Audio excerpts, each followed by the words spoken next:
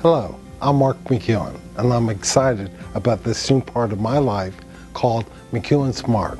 But first, let me tell you something about me. From 1987 to 2002, you allowed me into your homes as a weatherman, as an anchor on The Early Show on CBS. And then in 2004, I moved here to be the anchor on the local CBS station, WKMG.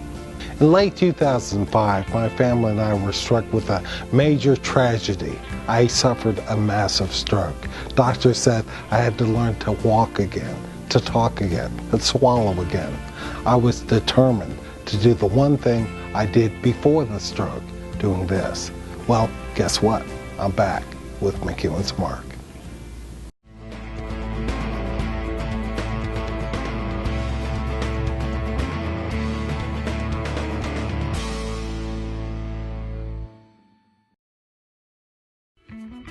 He has become one of Central Florida's most well-known television personalities. It's David Moss of David Moss Toyota. People recognize him for his catchy phrases and trustworthy demeanor. His responsibilities include David Moss Toyota, David Moss Chevrolet, and 2 David Moss Volkswagen stores, as well as an advertising company. 15 years into his career, and David remains true to his personal values of family with 3 kids and wife Nicole. He was even best man at his son's wedding just last year.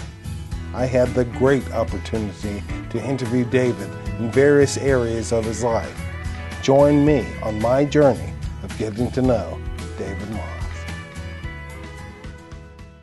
Now, David, tell me about your early years when you were a young David Moss. Well, I grew up in Ohio, actually Steubenville, Ohio, and I lived for sports. I just loved playing sports, so probably wasn't the best student. I got by in school, but I loved playing baseball, football, golf, basketball.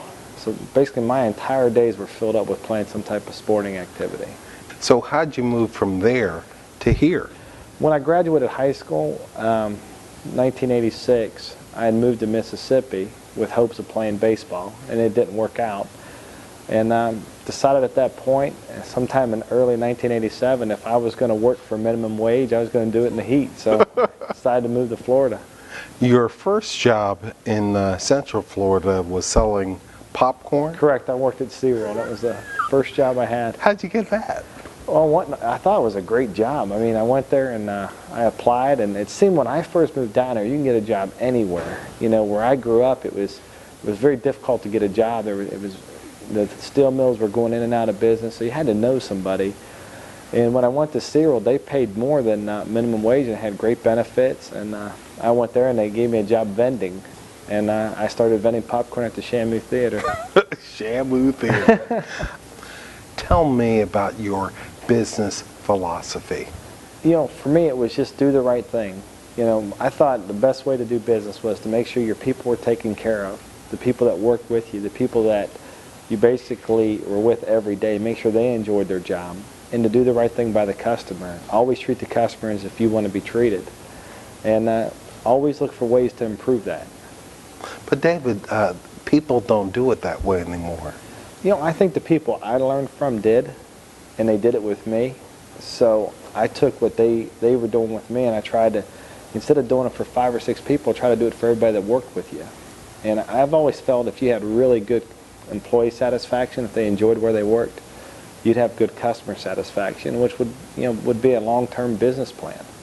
I remember you told me about going to conventions for the Ritz. Yeah. Talk about that and how you incorporated that thinking into your way of thinking. Well, you know, when I was coming up in the car business, when you told somebody that you were in the car business, you were selling cars, they looked at you like you had 3 heads. Oh, you're in the car business. It's like their impression of the car business and what really took place in car business was 2 different things. They didn't look upon it as a reputable business.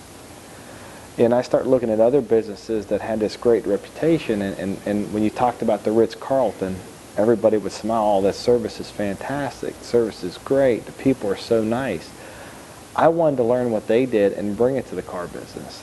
So, you know, I went to a couple days training at the Ritz-Carlton because I wanted to see their philosophy. And it really wasn't a whole lot different than ours. They were just doing it every day. It was constant. It wasn't, you know, they would train on it for a week. They train on 365 days a year, and all their people bought into it. And I thought if we can take their philosophy and bring it to the car business, it would put us a step ahead of everybody else. The philosophy and culture are important at David's stores.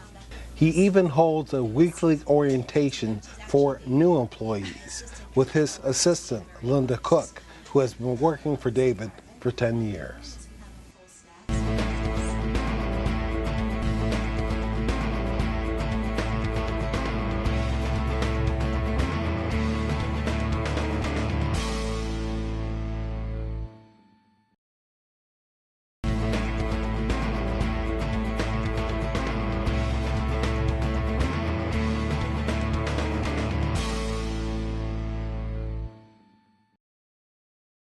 I've noticed that your salespeople have a phrase on their name tags. Yes. One person can make a difference.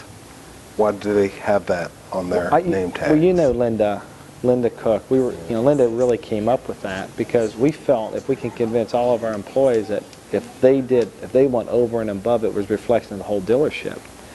And that whether it was their department or not, whatever department they were in, their job was to take care of our customer. And she starts at when we do a new hire orientation, she starts with that one person can make a difference. And it's just something we've been doing since she put it in place, and she's really helped every employee see how important they are. Well, but when I pull up, they are the nicest, friendliest people, and they're here to sell you a car. Correct. But they're also here to be nice and friendly. I like all that, David. I love the people we get to work with. I do. We've done, I think, a really good job of surrounding ourselves around people that get it. You know, when you get to the point where we've gotten to business-wise, we have over 500 employees. It gets very difficult to get them all to buy in. But our from Linda Cook and our entire management team down, they do such a good job of making sure our employees know what they're here for, and that's really to take care of the customer. Toyota, Volkswagen, Chevrolet. Let's take them one at a time. Why Toyota? Toyota was where I got my start, and that's the first store I went to sell cars was Toyota, and I love the Toyota philosophy. I mean, they have this thing, Mark. It's called Kaizen, and it is unbelievable. It's a philosophy that they believe that you continually try to improve no matter how good you are. And if something's not going right, they stop it. It's like they pull the plug. Let's stop and let's fix it right now. Let's not put it off.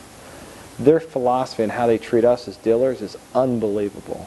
I mean, when people talk to me about the car business, when you mention Toyota, my face lights up because I'm so proud to be part of Toyota. And when you tell people that you're a Toyota dealer, they're like, "You're a Toyota dealer, wow." And it's unlike working with any company you can imagine. It's the best of the best.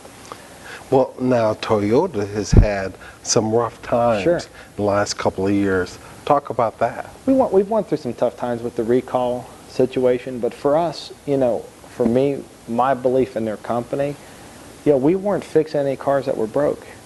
You know, they still build an unbelievable car.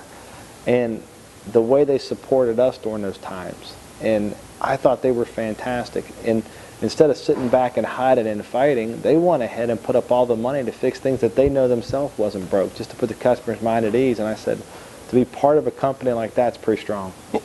So talk about Volkswagen. Why them? You know what I liked about Volkswagen? There's their product. Their product was getting better and better. And Volkswagen is the #1 selling brand everywhere else except North America. And I didn't know that when I first started looking at Volkswagen. I just kept seeing their cars on the road, and they were looking better and better and better. And I met with the people from Volkswagen, and I spent some time around them, and I liked everything that they said. And Volkswagen is more of a niche car. I call it, it's like a cult. You know, people that buy German engineering vehicles, they tend to stay with German engineering vehicles. And Volkswagen is making a killer product. The product's fantastic, and their customer service, what they demand from the dealers is really, it's unbelievable what they ask us to do for customers. Well, you've talked about Japanese cars, German cars. Let's talk about American cars, Chevrolet. As a kid growing up, it was Chevrolet and Ford. And I grew up in a small steel mill town, and you know, you didn't talk about Toyota or Honda or German engineering cars. I mean, it was Ford and Chevy. And you know, with Chevrolet, my thought with Chevrolet is they were top 1 or 2 American branded vehicles between them and Ford.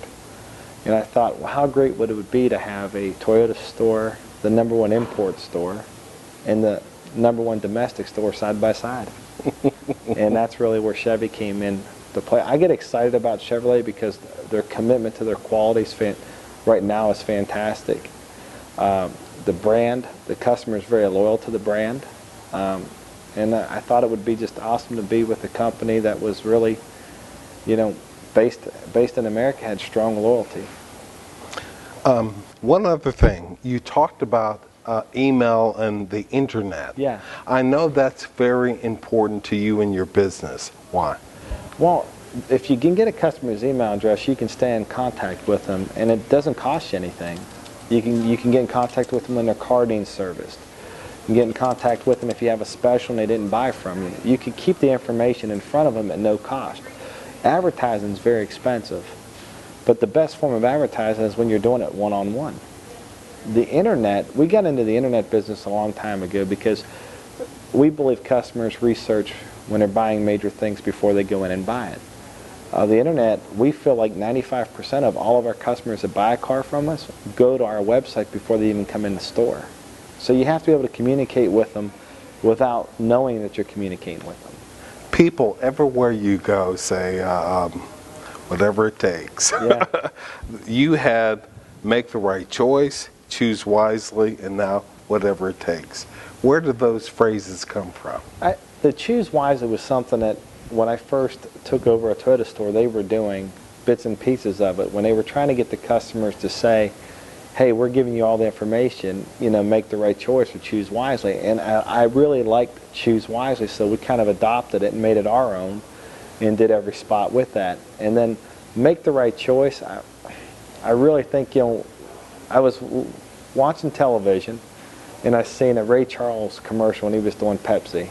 And I think he was saying the right choice, the right, you know. Yeah.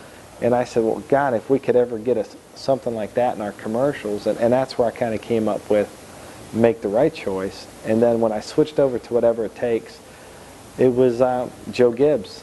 Joe Gibbs was speaking, and he was talking about football, and that he always left when they would come out of the when they come out of their locker rooms and they're heading onto the field. He always had this sign that they had to hit, and it said whatever it takes.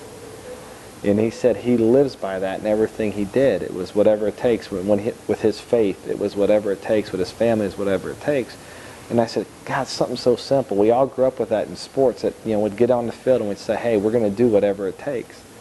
Well, I thought if we could ever let the customer know that we'll do whatever it takes, because that's what we do every day. Yeah. And whatever it takes just seemed to stick longer than anything else.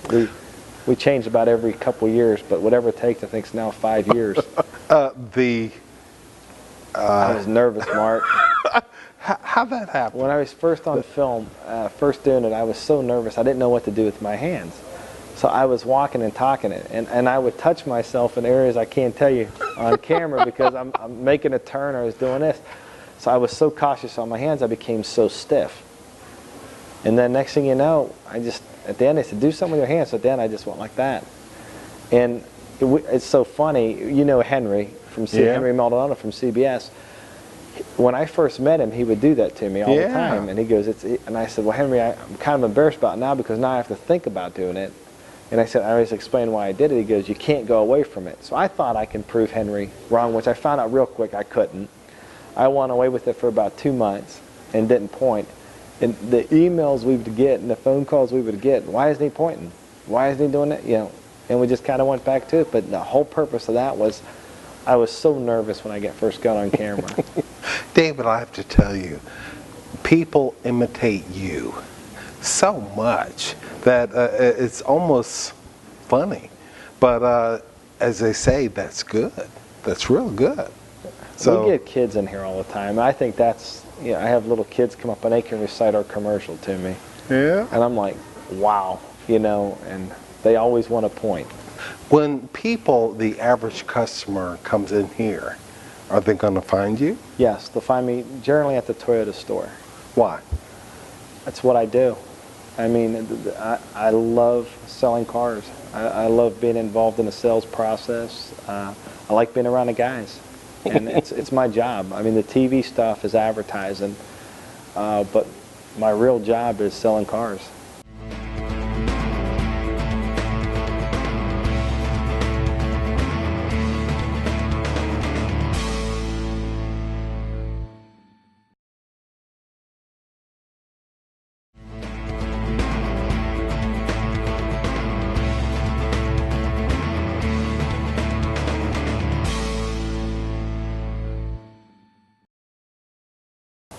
David, why do you think you've taken to this industry like a fish to water? Why do you think that is? I think it's a people business. I love being around people, and in the automobile business, I consider it a very competitive business. I love competition, so I think being able to interact with people and be able to compete in business, it was really like being involved in sports, and it just came natural at that point. Being competitive has helped shape Dave's leadership from early on. When I was leaving today, I saw one of your sons. Both of them work at your dealership. Correct, and they both work at Toyota. Why? I think they've watched, I try to run it like a family business. So we have actually a lot of the guys, kids work with them. I love having my kids around me at work. I love it. David, most people wouldn't say that. Well, my oldest son is my 23-year-old. I was the best man at his wedding. So I don't think you can get a better relationship. I love being around my kids. I like to watch them grow. Plus, I get to keep an eye on everything they do. Yeah. Let's change it a bit and talk about music. I know you love Garth Brooks. I do. Why? I think he's the best entertainer I've seen. I've been to several of his concerts and just absolutely loved him. I just think he's a real guy, and there's nothing. It doesn't seem like there's anything fake about him. His music's fantastic, but just the way he carries himself, and how much he does for the communities in which he lives, and how much he's done. Anytime there's been a crisis, it seemed like he's always there. He always shows up to help. And it's just, I compare him to Elvis. And you love Elvis? I do. I mean, I thought Elvis was incredible. I grew up, I watched all of his movies, and I always thought if you had to be pretty special when every guy wanted to be you and every girl wanted to be with you. You must be it. And then I got to go to Graceland, and you got to see all the things he did for charity and all the things that people don't talk about. I just thought he was an incredible guy. You have a story about meeting Rascal Flatts before they were Rascal Flatts. Yeah. We were sponsoring, when I was at Kissimmee Toyota, we had sponsored a K92 event. They used to do this thing every year where they'd have a country jam for charity for Ronald McDonald houses.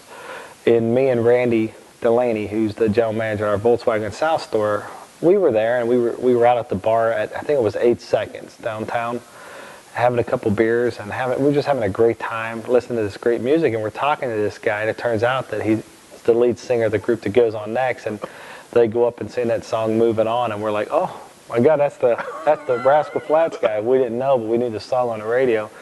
And it was just, one thing I love about country artists, they are so real. I don't think just to me it seems like they are what they are. As you've done so much, you've been around so many people, you always try to remind me that they're just regular people. Well, when you're around country musicians, they really are just regular people. So it was so neat to be able to sit there, and he didn't tell us who he was, and then 5 minutes later he's up there singing. It's pretty impressive.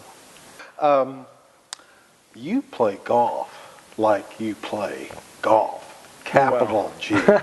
How'd you learn?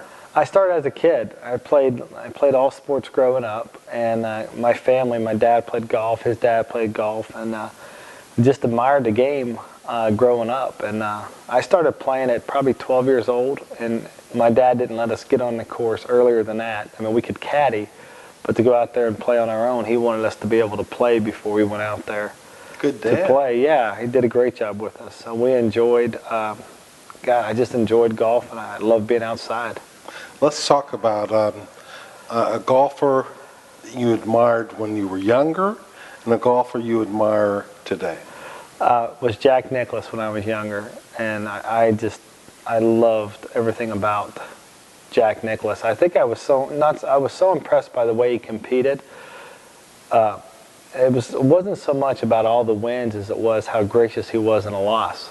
He just carried himself in a manner. I said, God, if I could ever carry myself like that. Then all the things I heard about him as a family man and as a father, I just admired him. I still to this day admire him. How about a golfer today? Of all the golfers today, probably Phil Mickelson. And why?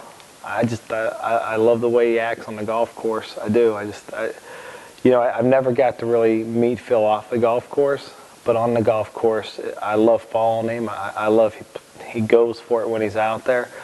And probably the same as Jack. When he loses, he's gracious. He is so polite. Sometimes you could judge somebody how they are when they lose.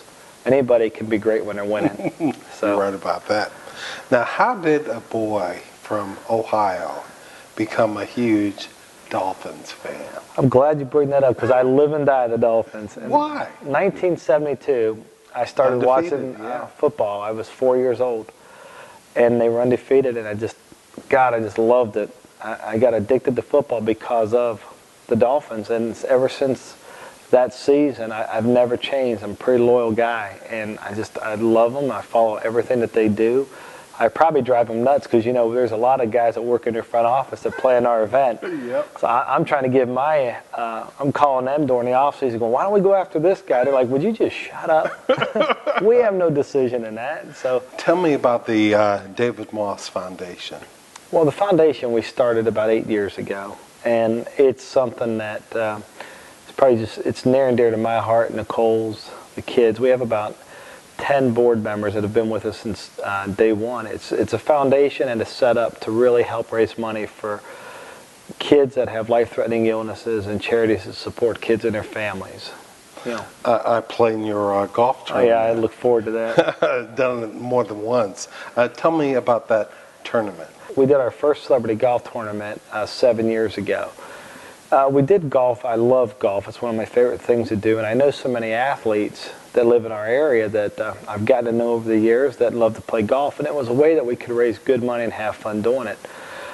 So Fred helped orchestrate, got in with us, helped orchestrate to make it bigger and bigger and bigger every year so we could raise more money.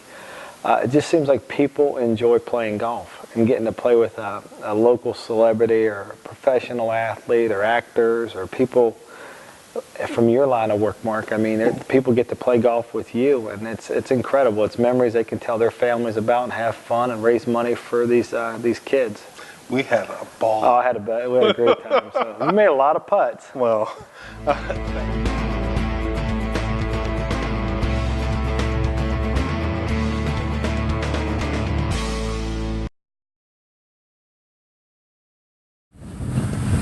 you have a golf tournament. We do every May. The foundation, Yeah. Your foundation. Mm-hmm. Tell me about that. We started this upcoming May will be our 8th annual. It's a celebrity golf event to raise money for local Central Florida charities to help kids that have life-threatening illnesses and their families. So the one that's a mainstay for us every year is Ronald McDonald House.